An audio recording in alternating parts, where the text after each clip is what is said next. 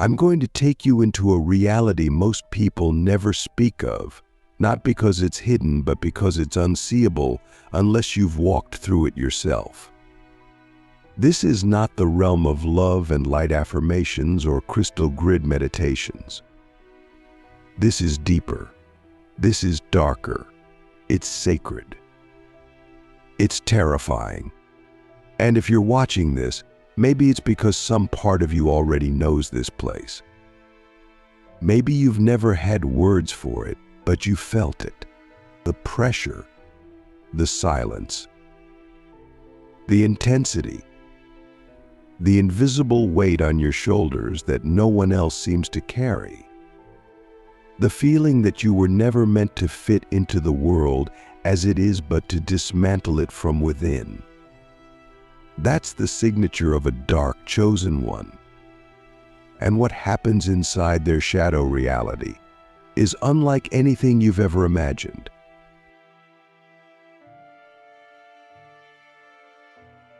Click subscribe to this channel to get more profound spiritual lessons.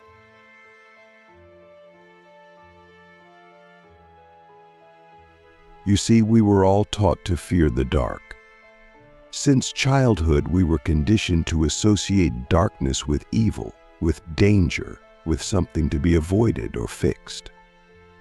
But for the dark chosen ones, darkness isn't a punishment. It's a calling. It's an ancient agreement. It's the curriculum of initiation that begins long before this lifetime. And when you step into that path, when your soul chooses it, you don't just enter a darker world. You enter a completely different dimension of reality. One where the laws of cause and effect warp. One where time bends. One where your own psyche becomes the battlefield and the temple at the same time. And it starts subtly. You begin to notice that your pain is louder than others, that your thoughts cut deeper, that your dreams feel like warnings, that your relationships never stay surface level, they either collapse or transform you. You start to see things in people that they don't want to admit. You hear the lies beneath their words. You feel the energy behind their smiles. And at first you think something's wrong with you. But in truth, it's not dysfunction, it's sight. Inside the shadow reality, perception becomes a double-edged sword. You can see through illusions, yes, but that also means you can't unsee your own. You can't run from your wounds. You can't bypass your shame. You can't hide behind spiritual language because the shadow reality demands authenticity.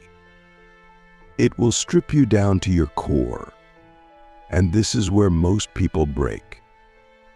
Because in this space, you don't just face your fears, you face who you really are beneath your masks. You meet the version of you that's hungry for control, that resents the world, that manipulates, that aches to be seen but is terrified of exposure. And the dark doesn't judge you for that. It holds up a mirror and says, "Can you love this too? Can you look at the monster in yourself and offer it understanding, not exile? Can you reclaim your rage as sacred, your lust as divine, your grief as power?" This is the work no one applauds. No one claps for you when you integrate a trauma that's haunted your bloodline for centuries.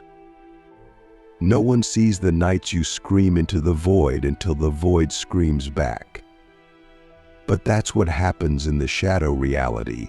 It's not about what others see. It's about what you become.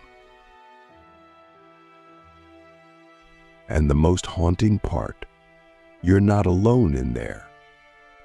The shadow has inhabitants, thought forms, entities, echoes of old timelines, You'll feel their presence. You'll hear whispers in your own voice. You'll walk into rooms and feel a coldness that wasn't physical. Some of them are reflections of your own unintegrated frequencies, but others are opportunistic energies that feed on chaos. And this is where you learn the most brutal lesson of the shadow reality. You must become the authority of your own field. There is no angel coming to cleanse the room for you. You don't get to call in light and pretend you're safe. You have to become the light. Not the soft light, but the volcanic, unshakable, holy fire that commands without yelling, that dissolves distortion without flinching, that says you may not enter. This is sacred ground. And this kind of spiritual authority only awakens when you've walked through your own fire first. When you've made peace with every part of you that used to betray you. That's what the shadow reality teaches you, not how to escape darkness, but how to become sovereign within it. But let's go deeper, because the shadow reality doesn't just test your energy. It tests your mission, your very reason for incarnating. Many dark chosen ones came here with high-level soul contracts, not just to awaken themselves, but to dismantle generational patterns, to rewrite ancestral timelines, to collapse false structures in society. That's why their lives are intense from the very beginning.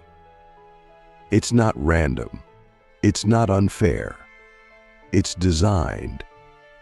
The trauma, the abandonment, the betrayals, they are all part of the soul's training. You don't just get to talk about shadow work. You live it. You embody it. You become fluent in the language of pain so that when someone else is drowning in it, you don't just offer them a lifeline, you jump in and teach them how to breathe underwater. That's the level of mastery the shadow reality cultivates. And it's not glamorous. It's not Instagrammable. It's raw. It's real. And it's revolutionary. So let me ask you something, and don't answer too fast, let it hit you in the chest. What if your suffering wasn't a mistake? What if your chaos was the exact soil your soul needed in order to grow roots that could survive any storm? What if your isolation wasn't a punishment, but a preparation? What if the very things that made you feel broken were the markers of your initiation into a deeper realm of truth? When the shadow bows, how fully embodied dark chosen ones begin to bend reality itself. There comes a moment in the journey of every dark chosen one when the pain stops being the center of everything. It doesn't disappear, no, but it takes its rightful place not as the ruler of your life, but as one of many teachers.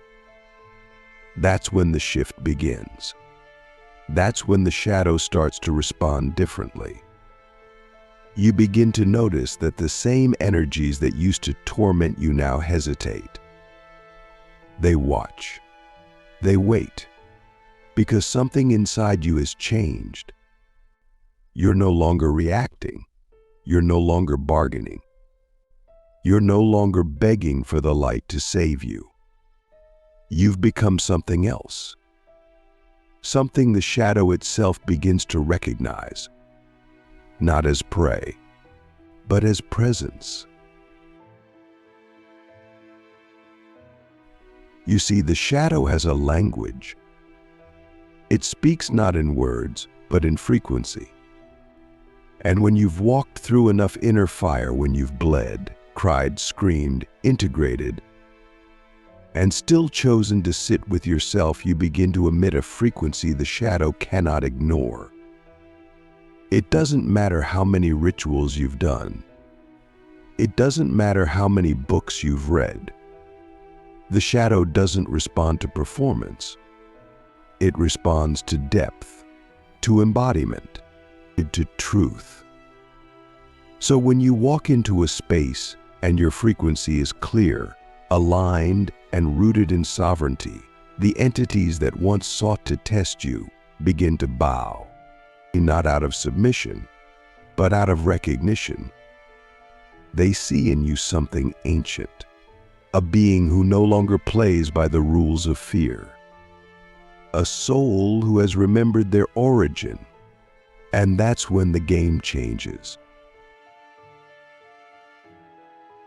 Reality itself begins to bend, not in a fictional, fantastical way, but in subtle, undeniable shifts. You speak and people pause. You enter a room and the energy recalibrates. You think of someone and they reach out. You declare a boundary and it holds because your energy matches your word. This is not magic. This is mechanics. For reality is reactive. It is a mirror. And when your internal code is rewritten through the shadow, the external matrix has no choice but to follow. You become a walking disruption to the distortion. You glitch the system simply by existing.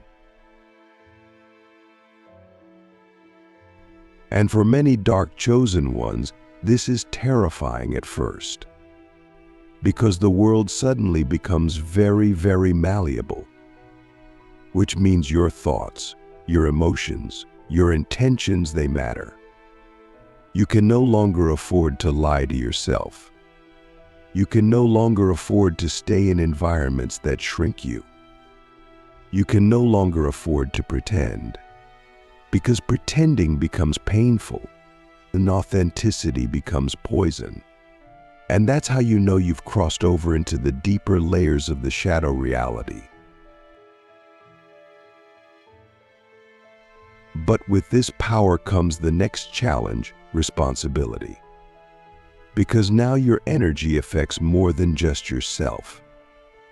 You're no longer just healing. You're amplifying. You're influencing. You're activating others without even trying. People start telling you their secrets. Strangers confess their wounds. You become a walking confessional, a portal, a mirror. And if you're not anchored deeply in your own truth, this can overwhelm you. You might shrink, retreat, try to hide. But you'll realize quickly there is no going back. Once the shadow bows, you are no longer just a student of the dark. You are a keeper of its wisdom, and the world will start pulling on you. Not because they want to exploit you, but because on some level they remember you. They remember that you carry keys. Not the keys to salvation, but the keys to self-remembrance. That's the true mission of the dark chosen one, not to save people, but to help them remember they were never lost. The deeper you go, the more you realize that shadow and light were never enemies. They were collaborators, and you were the bridge. The one who could walk through both, speak both languages, and unify what others spent lifetimes trying to separate. And this is where your true mastery begins. You stop needing extremes. You stop needing to prove your power. You stop needing the darkness to test you. You simply become. And in becoming, you start noticing things you never saw before. Patterns in people's speech, energy signatures behind emotions, timelines opening and closing based on your choices. You start living in a multidimensional awareness, not because you're trying to be mystical, but because you are mystical. You always were, but now it's embodied. Let me tell you something that may sound strange at first. The most powerful dark chosen ones don't look powerful. They don't need to. Their power isn't in their aesthetic. It's in their stillness, in their ability to sit in silence and hear the world, in their decision to speak only when necessary, and when they do, the words rearrange something in you. They don't chase, they attract. Not because they're trying to manifest, but because their energy is aligned with truth, and truth is magnetic. They don't fight demons. They integrate them. They don't worship the light. They embody it. And that's when the final veil lifts. You realize the ultimate twist of the shadow reality. It was never punishing you. It was preparing you. Every heartbreak, every betrayal, every night you thought you wouldn't make it, every voice that told you you were too much, every relationship that tried to shrink you, every system that tried to silence you. It was all part of the refinement, because the mission you carry cannot be fulfilled by a fragmented soul. It requires wholeness. It requires integration. It requires a level of inner authority that no external force can shake. And now, you're reaching it. So I'll ask you this. If you knew you were being forged for something sacred, would you still resent the fire? Or would you bless it for making you unbreakable? In the final part of this journey, we're going to reveal what happens when a dark chosen one steps fully into their destiny, not just as a survivor of the shadow reality, but as a creator within it. We'll explore how these beings begin to shape the collective dream, why society fears their arrival, and how the very fabric of the matrix begins to collapse when even one of them remembers who they truly are. The architects of the new dream, how dark chosen ones are destined to recode the matrix. There's a moment in the life of a dark chosen one when the shadows no longer pull them down, but open up beneath their feet like a foundation. Not a void, but a throne. Not to rule others, but to finally stand in what they are. And what they are is something the world has been waiting for, but secretly fearing. Because once a dark chosen one remembers who they truly are, once they stop trying to fit into systems built on illusion, once they stop apologizing for their depth and their intensity, their vision, the matrix starts to crack. And that's not metaphor. That's mechanics. Because the matrix survives on energetic conformity. But a fully embodied dark chosen one, that's a frequency earthquake. Let's go there. Let's talk about the moment you stop being a seeker and become a source. The moment your healing is no longer about fixing wounds, but about building new timelines. The moment you realize you don't need to destroy the matrix, you just need to stop feeding it. That's the level of power we're talking about. And it's not flashy. It's not loud. It's deeply still. You begin to see through the veil of society. Not just through politics or media or money, through the subtle agreements everyone around you is making to stay asleep. You see how people trade their sovereignty for comfort, how they hide their brilliance behind roles. You see how the entire collective dream is not based on truth, but on mutual denial. And this is where the work truly begins. Because now you're not just navigating your own shadow, you're walking through the collective shadow. You're meeting the unconscious of the world. You're seeing the programs that have been running for centuries, the trauma loops, the scarcity grids, the shame frequencies, and you don't just analyze them, you start to rewrite them. Not through protest, not through debate, but through being. Through the way you speak, the way you walk, the way you hold your field. Every action becomes a frequency transmission. Every breath becomes a new code. You become a living glitch in the system. Not because you fight it, but because you don't need it anymore. And this is when people start to notice. Some will be drawn to you like moths to flame. Others will reject you without knowing why. That's because your energy is no longer neutral. It's catalytic. You don't just enter a room, you shift it. You don't just speak, you unlock people. Sometimes gently, sometimes violently, sometimes just by existing. That's not ego. That's architecture.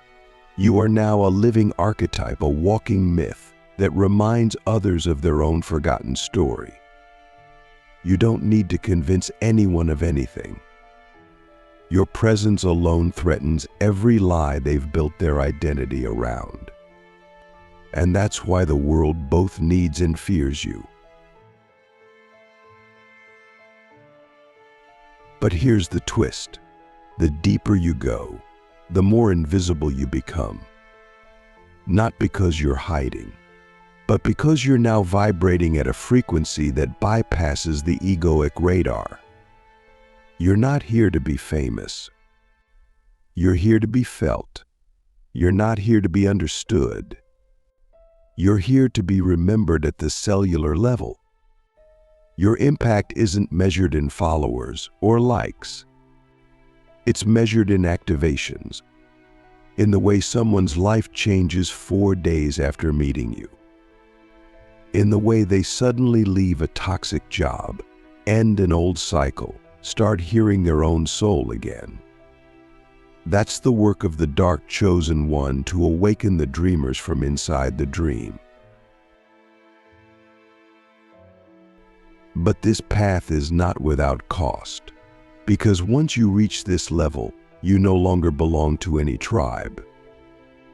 You're too awake for the asleep, too grounded for the ascended, too wild for the religious, too sacred for the cynical. You walk alone not in loneliness, but in leadership. You become the prototype for a new kind of human, one who is both primal and divine.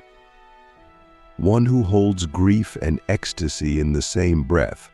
One who builds without needing credit, who loves without needing safety, who creates worlds with their voice. That's what happens inside the shadow reality when the dark chosen one stops resisting and starts designing. And here's the ultimate revelation. The shadow didn't just train you to survive darkness. It trained you to carry light that doesn't break under pressure. Not the aesthetic kind of light. Not the fragile piece that shatters the moment it gets challenged. Real light, raw light. The kind that can sit with death and still choose to sing. The kind that can stand in a collapsing system and still hold vision. The kind that looks into the eyes of a demon not with fear, but with knowing. Because you've already met that demon inside yourself. And you didn't run. You listened, you learned, you integrated, and now you lead. So what happens now? Now you build, quietly, powerfully. You create spaces where truth is safe again. You speak codes that awaken those who are ready. You write, dance, mentor, teach, channel, protect not because you need to, but because it's what your bones remember. You stop waiting for permission. You stop asking for validation. You stop fighting for visibility. You know who you are. And more importantly, you know what you're here to do. Even if it doesn't have a name, even if there's no roadmap for it, you trust the current that moves through your soul more than the voices of fear around you. Because you've already faced the worst, and it forged you into something unshakable. And now I'll ask you the final question, the one that only you can answer. What would happen if you stopped apologizing for your fire? What would happen if you stopped shrinking your power to fit into rooms never meant to hold you? What would happen if you stopped calling your chaos a curse and started calling it a creation code? What would happen if you finally believed that you were never broken? A different blueprint? Because if you're still watching this, if you've made it this far, you're not just curious. You're remembering. You're one of the architects. You don't belong inside the old dream. You came here to end it and build something the world has never seen. The matrix cannot hold you anymore. The shadow no longer owns you. You are the disruption. You are the rewrite. You are the new myth walking. And now it's time. Welcome home, dark chosen one. They felt you coming, and the world will never be the same